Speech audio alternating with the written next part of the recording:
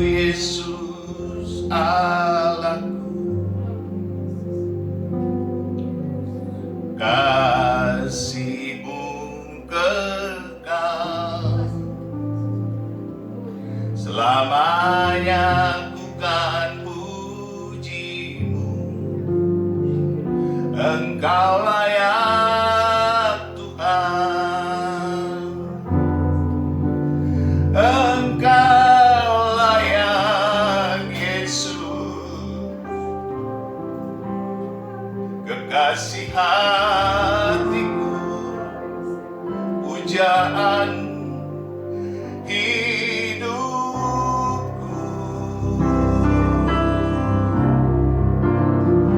Engkau layak Tuhan, Engkau layak Yesus. Kemanakah ku berlari, hanya Kau di hatiku. Kau terlalu baik buat kami Tuhan. Kasih-Mu tak terhingga, tak terkira, tak terperingat Tuhan. Belas kasihan-Mu besar buat kami. Kau terlalu baik. Oh, Yana Washika. Oh, Yana Nese Negara Lala Negara. Yesus Tuhan,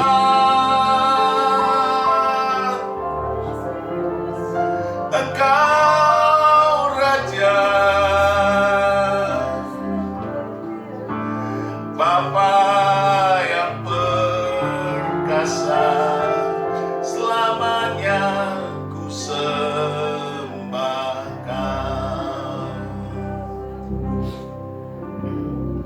Ini hati kami di hadapan-Mu Tuhan. Kasihanilah kami, ampunilah kami. Kau selalu melayakkan kami, walaupun sesungguhnya kami tidak layak di hadapan-Mu. Oleh karena darah-Mu yang kudus dan suci itu Tuhan, Engkau tampakkan kepada kami kasih-Mu, kemuliaan-Mu. Hanya sekejap, hanya secerca, hanya sedikit saja. Tetapi itu sudah cukup buat kami untuk merasakan kasih-Mu. Kau baik, sungguh baik, teramat baik buat kami. Biarlah hari-hari ini Tuhan, Kau bawa kami terus ke hadirat-Mu. Semakin dalam, semakin dalam, semakin dalam mengenal-Mu. Dan tinggal di dalam hadirat-Mu terus menerus dan tak pernah meninggalkan-Mu. Yesus Tuhan, Engkau baik. Selamanya Engkau baik. Kekasih hati kami, sandaran hidup kami, semuanya bagi-Mu Tuhan. Berikan kami terus waktu untuk berguna, berbakti kepada-Mu dan sesama. Terus bimbing kami Tuhan, menyenangkan hati-Mu, memuja dan menyembah Engkau. Kami akan terus Tuhan meninggi-ninggikan Tuhan, memuliakan nama-Mu yang kudus di dalam segenap hidup kami. Jangan biarkan kami meninggalkan Tuhan. Sungguh Bapa, kami mengasihi-Mu. Kodahi Yesuki dan Allah. Inilah hati kami di hadapan Tuhan. Di dalam nama Tuhan Yesus, dengarkan suara-Mu Tuhan. Perkataan profetik-Mu buat kami semua. Di dalam nama Tuhan Yesus, kami siap mendengarkan sebagai seorang murid. Dikuduskan, dimurnikan, dan disucikan. Di dalam nama Bapa dan Anak dan Roh Kudus. Di dalam nama Tuhan Yesus. Terima kasih Bapa. Mari Roh Kudus terus pimpin hamba-Mu ini dan gereja-Mu ini. masuk ke dalam rencana-Mu yang mulia dan agung itu. Di dalam nama Yesus kita yang siap diberkati, Tuhan berkata, amin, amin, haleluya, puji Tuhan. Shalom Elohim. Bapak Ibu semua, teman-teman semua, saudara sekalian, puji Tuhan. Kita merasakan hadirat Tuhan yang luar biasa hari ini. Saudara tahu, saya dikasih pesan sama Tuhan, tapi saya nggak tahu ya ini bisa terjadi atau tidak. Bagaimana Episkiasu Revival itu terjadi? Jadi peristiwanya itu akan terjadi bila kita melakukan rally penyembahan.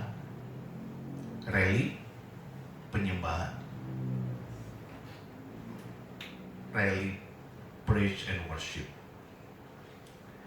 Jadi di dalam ini Tuhan taruh di hati saya. Kalau seperti tadi hadirat Tuhannya itu akan terjadi revival. Kalau terus menerus kita melakukan rally. Dan itu dilakukan setiap hari. Bayangkan saudara, gereja ini melakukan pujian penyembahan setiap hari 24 jam. Dan imam musiknya dan penyembahnya itu berganti-gantian. Dan tatkala pujian penyembahan dilantunkan, para pendua syafaat itu berdoa di ruang khusus, meminta hadirat Tuhan datang turun menjamah setiap orang. Dan dalam penglihatan itu, dalam bayangan itu, saya melihat bahwa banyak orang datang dan silih berganti, merasakan hadirat Tuhan dan mereka dijamah Tuhan. Bagaimana itu terjadinya saya tidak tahu. Itu harus kerjasama dengan gereja-gereja yang lain yang mempunyai hati yang sama dalam praise and worship. Dan itu harus dilakukan dengan rally. Bukan seperti sekarang cuma seminggu sekali kita merasakan hadirat Tuhan lalu Senin sampai Sabtu kita bubar jalan. Kalau itu dilakukan terus menerus, rally itu, niscaya terjadilah revival itu, Episkiasu terjadi. Dan bayangkan saudara, ada banyak jiwa datang ke dalam ibadah gereja ini. Katakanlah bukan di sini tempatnya, di gereja mana gitu, tapi kita melakukan rally, pujian penyembahan, dan gereja-gereja bersatu untuk bersama-sama menyiapkan personelnya untuk sebagai imam musik, sebagai worship leader, sebagai pendua syafaat, dan hamba-hamba Tuhan para gembala sebagai pemimpin yang mengatur rohani. Tidak perlu khotbah, pujian penyembahan terus. Itu keren banget. Dan saya diperlihatkan nama Tuhan. Dan itu pasti terjadi revival. Tapi saya tanya sama Tuhan, Tuhan, hamba-Mu ini hanya mendengarkan. Bagaimana melakukannya, hamba-Mu ini tidak tahu. Saya melihat imam musik kita hari demi hari dan ibadah kita itu udah keren. Pujian penyembahannya sudah kental. Semakin hari saya merasakan hadirat Tuhan itu kental, berat. Saya merasakan makin berat hadirat Tuhan itu. Kalau dulu cuma remah-remah, sekarang udah mulai berat. Jadi rotinya tuh, roti sajiannya tuh bukan remah-remah lagi, tapi sudah roti. Udah mulai berat, saya merasakan hadirat Tuhan. Jadi saya melihat bahwa imam musik dan para penyembah sudah mulai merasakan, sudah mulai mengerti hati Bapa, dan saya hanya menuntun, saya membuka jalan, saya membuka pintu, saya hanya mendrive, mendorong sebagai seorang Bapa, sebagai seorang gembala. Saya meluruskan. Tapi Anda semua sudah mulai diatur oleh Roh Kudus dalam hidup pribadi Anda masing-masing. Bagaimana mempersiapkan diri Anda di akhir zaman ini menjelang Yesus datang kedua kalinya. Dan kita hanya sebagai alat. Bayangkanlah kalau misalnya pujian penyembahan itu dalam rally, praise and worship. Hanya praise and worship rally. Dan para pendua syafaat di ruang khusus berdoa. Terus berdoa, meminta hadirat Tuhan, meminta keselamatan jiwa-jiwa terus. Maka begitu kental hadirat Tuhan di situ, dan jiwa-jiwa yang datang diselamatkan, dijamah, diselamatkan, diselamatkan, disembuhkan, dibebaskan. Itu akan berganti-ganti orang datang setiap hari. Bayangkan itu. Kalau terjadi rally pujian penyembahan, saya pikir orang tidak mau lagi kerja. Karena sudah begitu senang dalam hadirat Tuhan. Itu kan yang terjadi di Kisah Para Rasul. Ketika Pentakosta turun, hadirat Tuhan yang kental itu, yang berat itu datang, menjamah setiap jiwa. Setiap jiwa tidak lagi punya rasa takut. Mereka siap mati demi Yesus. Mereka siap mati demi Injil. Mereka siap mati demi keselamatan jiwa-jiwa. Tidak ada rasa takut. Maka waktu mereka berdoa, berikanlah kami keberanian untuk memberitakan Injil-Mu, Injil keselamatan. Itu goncang, itu sendi-sendi bangunan itu gempa. Karena hadirat Tuhan begitu kencang, begitu kuat. Bayangkan kalau dalam rally pujian penyembahan itu terjadi, wow. Dan tentu memang ini harus dipersiapkan. Imam musiknya harus sungguh-sungguh mempersiapkan diri. Kalau kita sehati, sepikir, seroh, maka kita sepakat untuk revival terjadi. Indonesia pasti dimenangkan Tuhan. Saudara, sekarang Indonesia ini dari 70% kekristenan sekarang sudah 30% dari jumlah penduduk. Sudah 30%, saudara. Ini data ya. Belum lagi mereka yang diam-diam sudah menjadi Kristen tapi tidak mengaku. KTP-nya masih Islam, masih agama lama, tetapi mereka Kristen. Jadi Tuhan datang dengan mukjizat-mukjizatnya, menjamah orang-orang yang dikasihinya untuk menerima keselamatan dalam mimpi dan penglihatan. Dan kita sekarang sebagai anak-anak Tuhan, hamba-hamba Tuhan, mempersiapkan itu untuk menguduskan jemaat Tuhan yang sudah dipilihnya ini untuk semakin setia, semakin dekat, semakin intim dengan Tuhan, semakin mengenal Tuhan. Caranya bagaimana? Dengan pujian penyembahan, untuk membuat mereka mempertebal imannya, mendekatkan dirinya kepada Tuhan dengan pujian dan penyembahan. Kalau rally pujian penyembahan itu terjadi, keren banget. Gereja-gereja bersatu, masing-masing mengirim hamba-hamba Tuhannya sebagai imam musik, sebagai worshiper. Tidak ada lagi keangkuhan, keakuan, keegoisan. Semuanya merendahkan diri. Dan hadirat Tuhan begitu kental. Semua orang dijamah Tuhan di ruangan itu, di gereja itu. Bayangkan itu. Tuhan taruh di hati saya.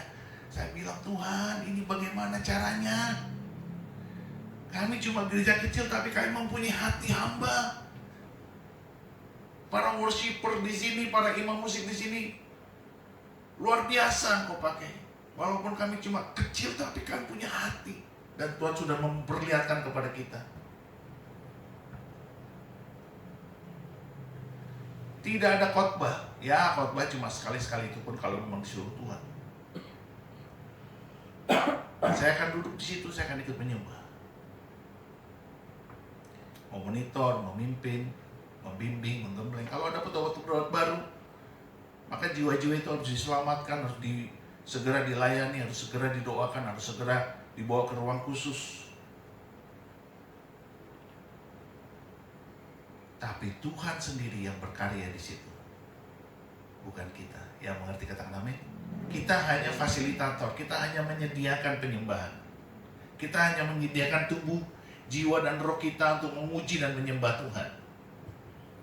Wah, itu keren banget. Siapa yang bisa nangkep ini? Belum ada. Ya, saya berdoa supaya saudara semua nanti mengerti bagaimana itu terjadinya. Inilah pesan Tuhan buat kita, dan mari kita buka ya. Di tahun ini kita disuruh Tuhan apa? Kita buka di kitab Kolose ya. Dan ini sudah mendekatkan kita kepada rencana Tuhan ya. Saya cuma hanya manut, saya cuma hanya nurut. Demikianlah firman Tuhan, Kolose 3 ayat 16. Hendaklah perkataan Kristus diam dengan segala kekayaannya di antara kamu. sehingga kamu dengan segala hikmat mengajar dan menegur seorang akan yang lain, dan sambil menyanyikan mazmur dan puji-pujian dan nyanyian rohani, kamu mengucap syukur kepada Allah di dalam hatimu. Perhatikan, teman-teman, saudara semua, dikatakan di situ, hendaklah perkataan Kristus diam dengan segala kekayaannya di dalam kamu. Artinya apa? Tahun ini Tuhan minta kita semakin mempertebal iman kita dengan merenungkan firman Tuhan. Di dalam perenungan firman Tuhan, ya, firman Tuhan itu tidak hanya mengajar, mendidik orang dalam kebenaran, menyatakan kesalahan, memperbaiki kelakuan. Enggak hanya itu. Tetapi firman Tuhan yang kita renungkan itu memiliki kuasa. Ketika firman direnungkan, ketika perkataan Tuhan tinggal di dalam kita, maka terjadilah rema. Waktu rema terjadi, iman bangkit. Waktu iman bangkit, maka kuasa Allah bekerja.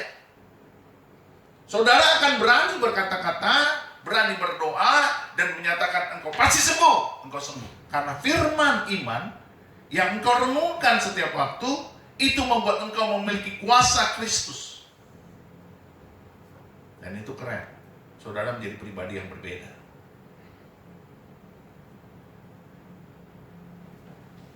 Suatu ketika, seorang ibu, ya, bernama Ibu Sulung, petobat baru. Dia, Ibu Sulung ini,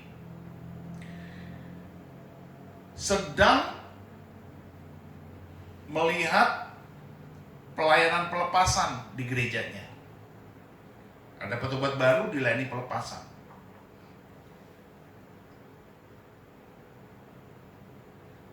Lalu setelah dianggap selesai pelepasan itu,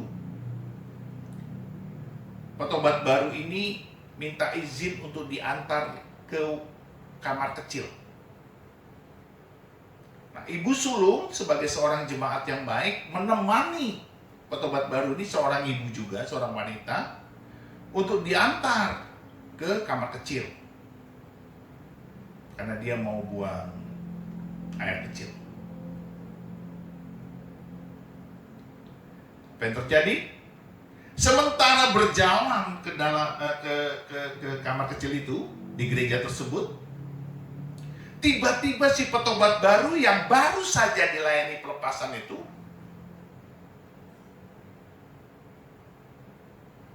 berlari. Tiba-tiba kembali dia kerasukan setan. Dia berlari, dia mau kabur, keluar dari, wah, itu membuat heboh. Karena sambil teriak-teriak. Ibu Sulung juga seorang petobat baru, tetapi karena dia punya firman iman yang dia renungkan setiap saat,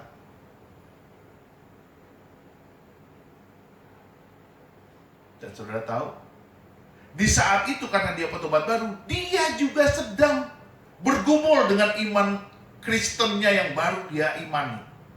Dia sedang bergumul, sedang menyatakan di dalam batinnya, dia sedang menyatakan, benarkah Yesus itu Tuhan? Benarkah Yesus itu Tuhan? Kok dia jadi manusia? Kok dia mau menjadi manusia? Dia sedang mempertanyakan itu. Tetapi ketika dia sedang mengantar ibu yang baru dilayani pelepasan ini, dan kebetulan juga sedang berjalan itu kerasukan setan, dan dia berlari, ibu itu, dan membuat heboh, kacau balau di dekat kamar kecil itu. Tahu nggak apa yang dilakukan Ibu Sulung ini? Ibu Sulung ini berkata demikian, di dalam nama Yesus, berhenti, kamu berhenti. Saudara tahu?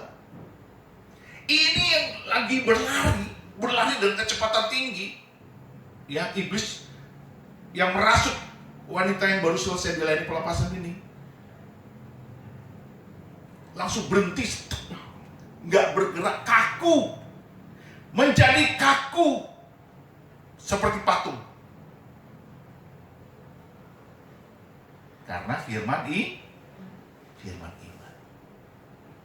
Inilah bukti dari sebuah hendaklah perkataan Kristus diam dengan segala kekayaannya di antara kamu. Kekayaannya apa? Kuasa. Inilah yang disebut kekayaan itu, yaitu ada kuasa. Jadi firman itu tidak hanya mengajar, mendidik orang dalam kebenaran, menyatakan kesalahan dan memperbaiki kelakuan ya di 2 Timotius itu, tetapi juga kita percaya firman itu yang ada di dalam diri kita itu menyatakan kuasa Allah. Di Roma 10 firman iman. Lalu sehingga kamu dengan segala hikmat mengajar dan menegur seorang akan yang lain, dan sehingga kamu dengan segala hikmat mengajar dan menegur seorang akan yang lain. Jadi kalau kita punya firman iman di dalam diri kita, saudara dan saya itu layak menegur, layak mengajar, pantas menegur, pantas mengajar, tetapi tidak menggurui, tetapi tidak menghakimi, tetapi dengan kasih. Inilah kuasa firman iman yang kita nyatakan kepada orang-orang lain, di mana kita memperbaiki kelakuan mereka, di mana kita menegur kesalahan mereka, di mana kita mengajar mereka, di mana kita memperbaiki kelakuan mereka. Itu membuat kita mengasihi mereka dengan penuh hikmat. Ini yang penting.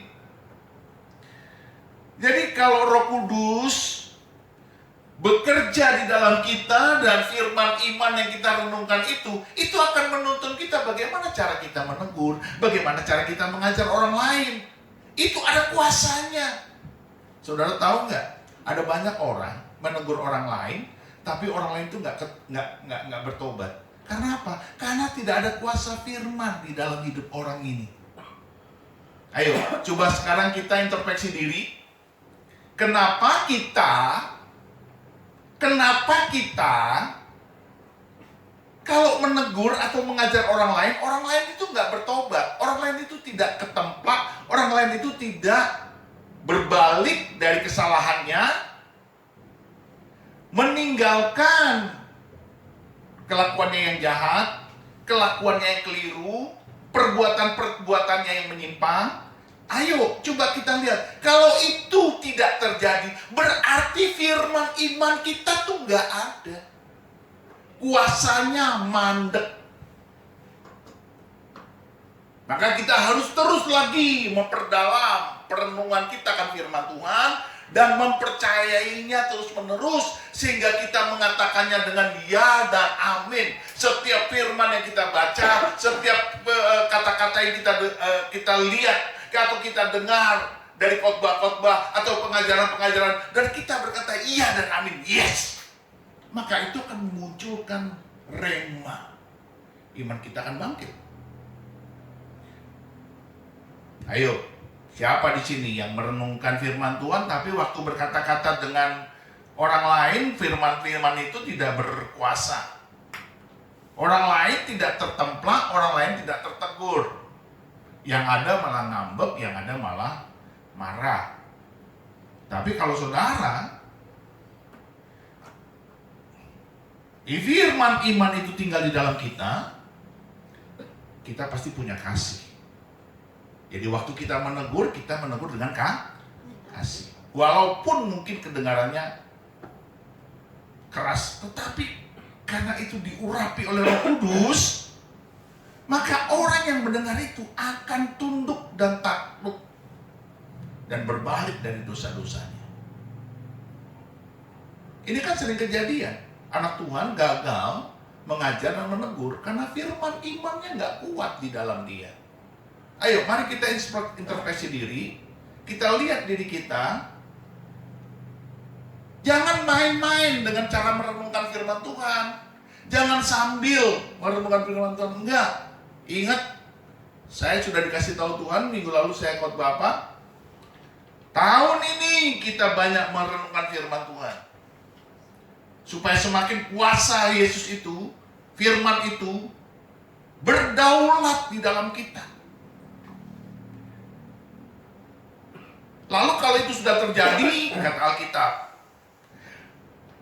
dan sambil menyanyikan mazmur dan puji-pujian dan nyanyian rohani. Ayo, sekarang buktikan kita seorang penyembah-penyembah sejati yang menyembah di dalam roh dan kebenaran. Buktikan bahwa kita suka menyanyikan mazmur, nyanyian rohani, puji-pujian kepada Tuhan. Buktikan. Maka hari-hari kita, setiap hari untuk membuktikannya adalah kita bernyanyi, kita berdendang, kita melantunkan puji-pujian, hati kita penuh dengan nyanyian rohani. Bukan dengan nyanyian yang lain, tapi nyanyian rohani. Saya sudah bertahun-tahun di dalam hati saya, Tuhan taruh puji-pujian. Tatkala tidur, tatkala mau tidur, tatkala bangun tidur, tatkala bekerja, tatkala sibuk melakukan apapun, itu nyanyian rohani ada di hati saya, tinggal saya lantunkan dengan kata-kata dan mulut saya memuji-muji Tuhan. Kita teruskan itu akan mempertebal kehadiran Roh Allah di dalam diri kita. Akan mempertebal kehadiran Allah dalam diri kita. Roh Allah itu yang tinggal di dalam kita, itu akan semakin mempertebal karyanya di dalam hidup kita. Nyanyian rohani ini akan mengurapi kita ketika kita melantunkannya, mendendangkannya. Dan pengurapan itu nggak pernah bohong. Itu ada dan terjadi.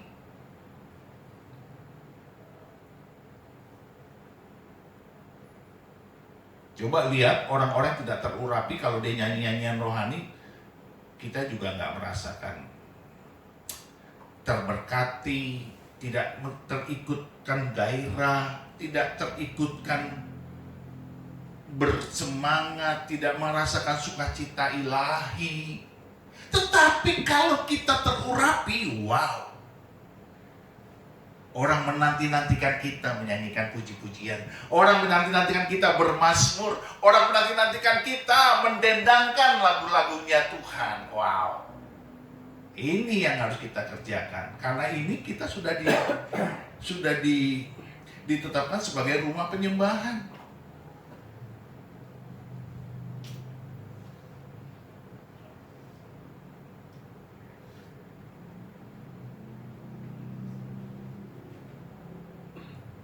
Kadang-kadang saya berpikir, Tuhan,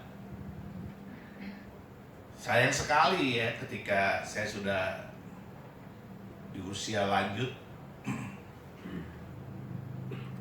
ini baru dipertajam, dipertebal oleh Tuhan. Kenapa tidak dari dulu ketika saya masih muda? Rupanya ketika kita masih muda, kita masih punya tujuan-tujuan lain. Saya masih punya tujuan-tujuan lain. Dan benarlah firman Tuhan berkata apa? Waktu Petrus masih muda, dia pergi kemana saja dia mau. Tapi setelah dia tua, dia akan diikat dan dia akan mengikuti roh Tuhan. Dan saya seperti itu sekarang. Setelah saya menjadi tua, saya nggak lagi punya tujuan-tujuan lain selain memuliakan Tuhan. Maka barulah Tuhan bisa berkarya di dalam saya. Dan akibatnya gereja ini, pujian penyembahannya kental. Walaupun dulu juga kental waktu saya masih muda, tetapi masih begini. Masih kesana, masih kemari. Karena masih muda, masih punya hasrat-hasrat lain. Dan sekarang lebih fokus hanya demi kemuliaan Tuhan dan keselamatan jiwa-jiwa. Nah, itu saja. Kita memuji menyembah Tuhan, hadirat Tuhan turun, dan keselamatan jiwa-jiwa terjadi. Entah itu orang Kristen yang sudah lama mengalami kelahiran baru, entah itu petobat baru, mengalami jamahan Tuhan dan mengenal Kristus. Ketika kita melakukan pujian penyembahan, mereka merasakan hadirat Tuhan. Mereka bisa nangis, tidak berhenti karena hadirat Tuhan dalam pujian penyembahan itu. Dan tiba-tiba mereka bisa melihat Yesus dalam penglihatan mereka. Yesus hadir. Tambah nangis mereka. Dan itu banyak terjadi dalam pujian penyembahan. Ketika hadirat Tuhan begitu kuat, maka orang-orang yang hadir di situ menyilawatkan Tuhan, jamaah Tuhan. Dan mereka tidak kuat untuk berdiri, dan mereka tidak kuat untuk tidak menangis. Ini yang harusnya kita rasakan. Jadi seorang penyembah sejati haruslah dari dalam hatinya keluar nyanyian-nyanyian mazmur, puji-pujian, dan nyanyian rohani. Ayo, sekarang mari kita terus belajar bagaimana setiap firman yang kita dengar, kita baca, itu kita bisa nyanyikan, kita bisa lantunkan, kita bisa dendangkan sebagai rasa cinta kita kepada Tuhan, rasa syukur kita kepada Tuhan.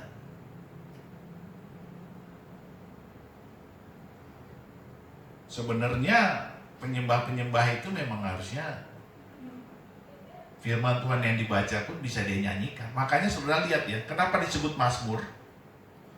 Karena itu adalah nyanyian sebenarnya. Mazmur itu nyanyian. Jadi ketika Daud ataupun Bani Keraf itu dia bermazmur, itu dia nyanyikan. Ulangan 6 ayat 4 itu tentang Sema Israel, itu pun dilantunkan. Sema Israel, Adonai Eloheinu, Adonai Ehad. Itu dilantunkan firman itu.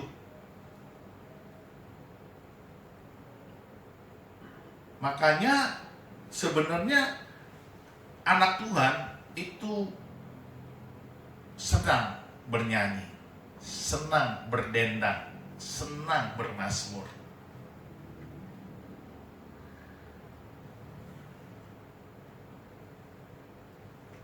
Bisa nangkep Bapak Ibu? Puji Tuhan ya. Lalu yang keempat ya, yang pertama kan tadi kita firman Tuhan kita renungkan dan dia memiliki kuasa, kekayaan ya. Yang kedua, dengan firman Tuhan yang berkuasa di atas hidup kita, di dalam diri kita, maka kita wajib menegur, menasihati dan mengajar dengan kuasa, urapan ya. Yang ketiga, kita harus bermazmur, bernyanyi, nyanyikan lagu-lagu rohani, puji-pujian kepada Tuhan. Amin. Yang keempat, ya tahun ini kita harus bersyukur. Apapun masalah kita, apapun persoalan kita, bersyukur, nyanyikan saja syukurmu. Ada masalah apapun, engkau sakit, naikkan syukurmu. Ada masalah apapun, engkau kekurangan uang, engkau butuh duit, naikkan syukurmu, naikkan saja, pujikan bagi Tuhan. Nanti Tuhan akan datang dengan jawaban-jawaban doa. Lebih daripada yang kita pikirkan, lebih yang kita doakan. Karena kuasa itu bekerja di dalam kita.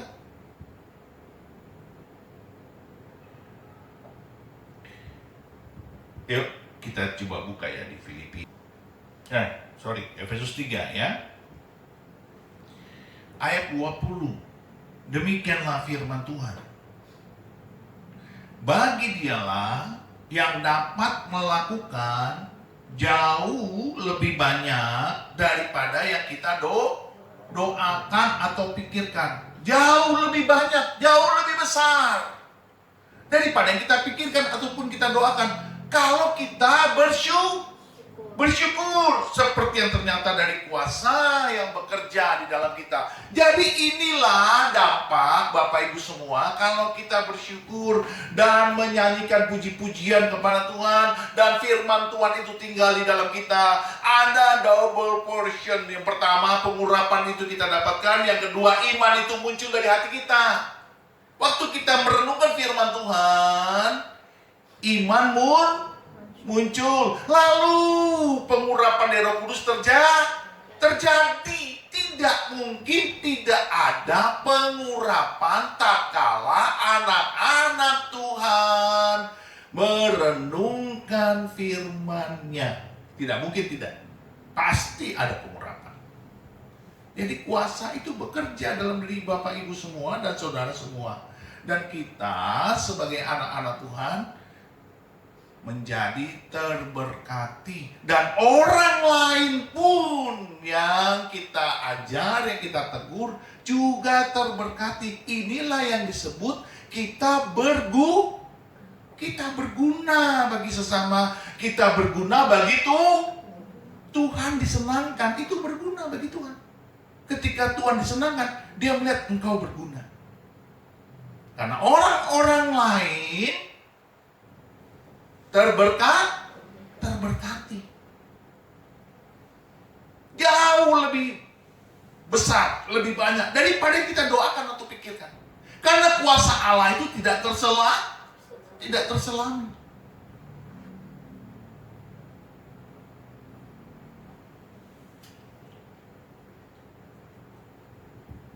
Saya bahagia, ya. Walaupun tim musik kita cuma bertiga dan worship leader kita itu ala kadarnya apa adanya, tapi hadirat Tuhan nggak pernah nggak ada, selalu ada. Senang nggak? Bahagia nggak? Bahagia. Artinya Tuhan mengerjakan segala sesuatu jauh lebih banyak daripada kita pikirkan, jauh lebih banyak daripada kita doakan. Gereja-gereja yang lain itu tim musiknya keren, sampai punya musik director. Coba seperti konser-konser musik, ada musik directornya, udah penuh semua panggung itu dengan alat musik, dan penyanyinya ajubillah banyaknya. Tapi Tuhan bekerja jauh melampaui apapun yang kita doakan dan pikirkan. Inilah yang disebut kuasa daripada kasih karunia itu. Dia mengerjakan di dalam diri kita jauh daripada kita pikir, karena itu adalah kasih karunia. Karena Dia mengasihi kita.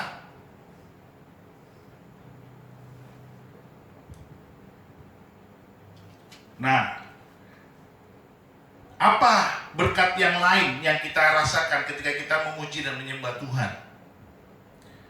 Yuk kita belajar dari pemazmur. Kita buka Mazmur 103 ya. Mazmur 103 ayat 1 sampai dengan 5. Demikianlah firman Tuhan. Perhatikan ini baik-baik. Apa dampaknya ketika kita memuji Tuhan? Demikianlah firman Tuhan. Pujilah Tuhan, hai jiwaku. Pujilah namanya yang kudus, hai segenap hati batinku. Pujilah Tuhan, hai jiwaku, dan janganlah lupakan segala kebaikannya. Dia yang mengampuni segala kesalahanmu, yang menyembuhkan segala penyakitmu. Dia yang menebus hidupmu dari lubang kubur, yang memahkotai engkau dengan kasih setia dan rahmat. Dia yang memuaskan hasratmu dengan kebaikan, sehingga masa mudamu menjadi baru seperti pada burung raja wali. Perhatikan 2 ayat di atas. Pujilah Tuhan. Pujilah artinya saudara, untuk mendapatkan berkat ayat ketiga, keempat, dan kelima, saudara harus suka memuji, bermazmur, melantunkan puji-pujian, nyanyian rohani, dendangkanlah lagu-lagu rohani. Amin. Itu membuat kita terurapi. Ketika kita terurapi, maka kita jiwanya segarkan. Maka Tuhan berkata apa? Dia yang mengampuni kesalahanmu. Perhatikan saudara. Ketika saudara bernyanyi dengan mazmur-mazmur pengampunan, Tuhan datang, hadir, dan segera mengampunimu. Tidak perlu air mata, tetapi engkau bernyanyi dengan penyesalan, dengan jiwa yang hancur, maka Tuhan datang dengan lalu engkau disembuhkannya. Lihat itu, disembuhkannya sakit penyakitmu. Dialah yang menyembuhkan segala penyakitmu. Jadi saya bisa katakan, sesungguhnya orang-orang yang suka memuji menyembah Tuhan harusnya sehat. Amin. Sehat. Sehat walafiat, sehat bugar. Ayo, coba cross check diri masing-masing. Kenapa sakit penyakit gak hilang-hilang dari tubuhmu? Karena mulutmu tuh terkunci, gak pernah memuji menyembah Tuhan. Gak pernah kau lantunkan mazmur-mazmur meninggikan Dia. Maka engkau tidak terurapi. Tetapi ketika pengurapan itu turun atasmu, maka engkau terbebaskan dari rasa sakit itu. Kenapa? Karena penyakit mesti takut sama hadirat Tuhan. Yang mengerti katakan amin.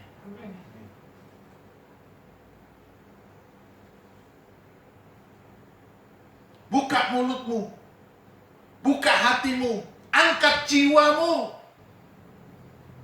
pujilah Tuhan. Maka engkau akan terurapi secara personal, secara pribadi.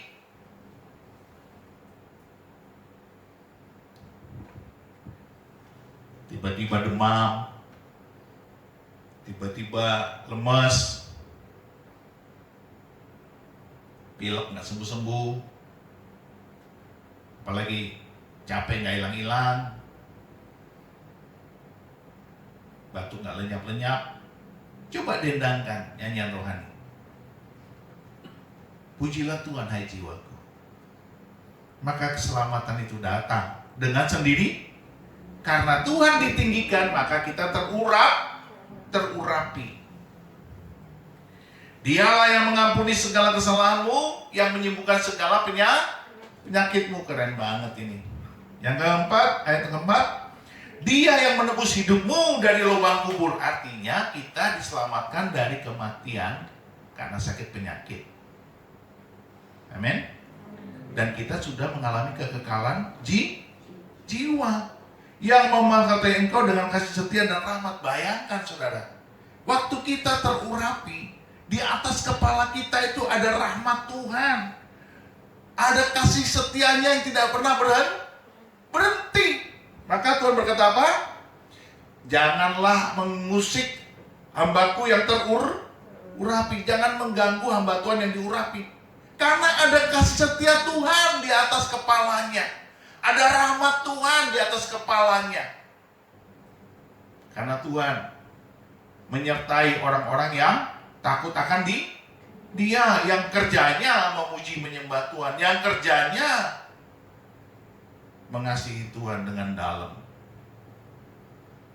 Ayat yang kelima, Dia yang memuaskan hasratmu dengan kebaikan. Bayangkan itu saudara. Orang-orang yang suka memuji menyembah Tuhan dan bersyukur kepadanya selalu dilimpahi kebaikan tuh. Ini keren banget ini. Walaupun berada di lembah kekelaman, kita tetap bersama tuh. Kalau bersama Tuhan kuat nggak? Pasti kuat. Kenapa waktu Sadrak, Mesak, dan Abednego dalam tungku dapur api itu, tungku api? Nggak takut? Karena ada tuh. Begitu dilihat oleh Nebukadnezar, ternyata di dalam itu ada 4 orang. Yang satunya siapa? Tuhan. Jadi saudara tuh nggak usah takut dianiaya, dicaci maki, dihina dan sebagainya. Kalau saudara senang memuji dan menyembah, karena hatimu terurapi. Orang terurapi pasti mengalami kasih setia Tuhan dan rahmat Tuhan setiap hari. Karena di kepalanya ada rahmat Tuhan. Waktu Stefanus dirajam, apakah dia menjerit-jerit? Sakit, ampun, sakit. Apa dia menjerit? Tidak. Dia tidak mengalami sakit sedikit pun. Karena ada tuh. Lalu dia berkata apa? Tuhan, janganlah kau tanggungkan dosa ini kepada mereka. Waktu dia melihat ke langit, surga terbuka, dan Tuhan menyambut tangannya. Ketika dia mati, dia serahkan nyawanya, Tuhan menyambut dia. Itu tidak ada rasa sakit sedikit pun. Maka orang-orang yang mengerti ini, ya Bapak Ibu sekalian, saya kadang-kadang dulu ya, terus terang saya katakan, saya takut dianiaya. Kenapa? Karena saya tidak mengerti bahwa mulut saya harus mengeluarkan pujian. Harus mengeluarkan, mendendangkan nyanyian rohani, mazmur bagi namanya. Supaya saya terurapi. Waktu saya terurapi, saya tidak akan merasa takut. Maka Tuhan bilang apa? Kasih menutupi segala ketakutan. Menutupi banyak dosa. Di dalam kasih tidak ada kasih yang sempurna menutupi ketakutan ataupun menutupi segala dosa. Jadi saudara dan saya yang mengerti ini bahwa kalau kita memuji dan menyembah Tuhan, itu adalah bukti kasih kita kepada Tuhan, sebagai bakti kita kepada Tuhan, sebagai rasa syukur kita kepada Tuhan. Maka kita berdendang, kita bernyanyi, kita bersorak, kita bersuka cita. Itu karena kita bersyukur sebagai rasa kasih kita kepada Tuhan. Yuk tahun ini yang pertama kita apa? Biarlah firman Tuhan itu tinggal di dalam kita dengan segala kekayaannya. Jadi kita merenungkan firman tuh. Yang kedua, kita apa?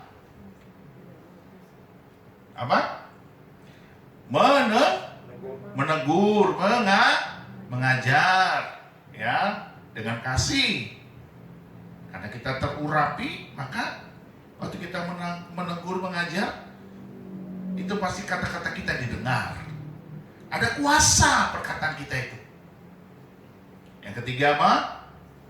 Bernyanyi, berdendang, menyanyikan lagu rohani, memuji-muji Tuhan sebagai syukur. Jadi kita bersyukur, ya.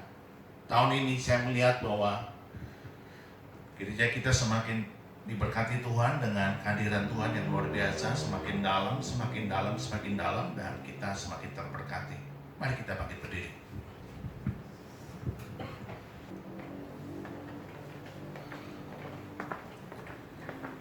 Karena kasih-Mu,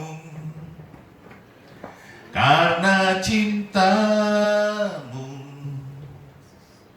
Kau tebus aku dari dosaku. Karena bakti-Mu, karena cinta-Mu, Kau selamatkanku dan angkat aku. Tuhan, Engkaulah segalanya. Hadir dalam hatiku.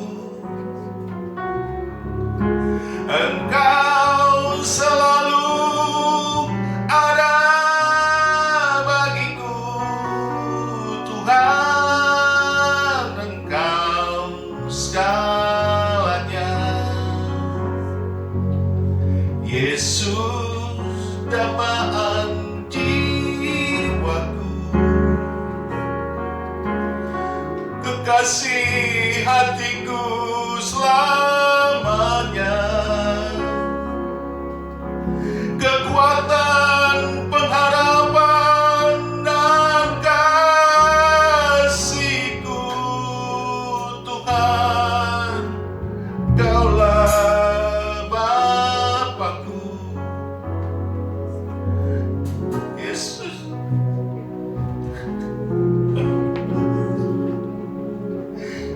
Tuhan, karena kasih-Mu, karena cinta-Mu, Kau selamatkanku. Tuhan, Kaulah Bapa-Ku. Karena cinta-Mu, karena rahmat-Mu, Kau tebus aku dari dosaku. Hanya kemurahan semata Tuhan, Kau angkat hidupku. Mari Bapak Ibu semua, biasakanlah berdendang, menyanyikan lagu rohani kepada Tuhan. Bukakan isi hatimu dan pujilah Dia dengan hatimu. Engkau akan terurapi dan diberkati Tuhan. Engkau akan disayangi dan dikasihinya seumur hidupmu. Tidak diwasikan. Bukalah nama syikara.